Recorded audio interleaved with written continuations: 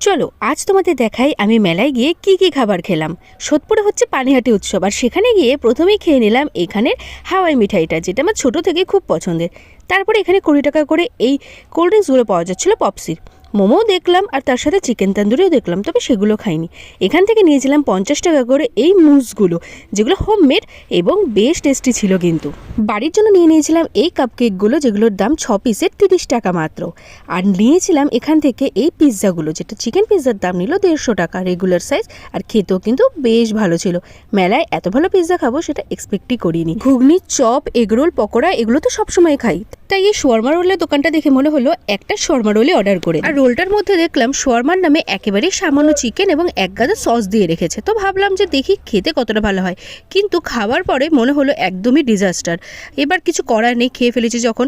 আর রাতের বেলা ফেরার সময় এক প্যাকেট জিলিপি কিনে বাড়ি চলে আসলাম। Bye bye.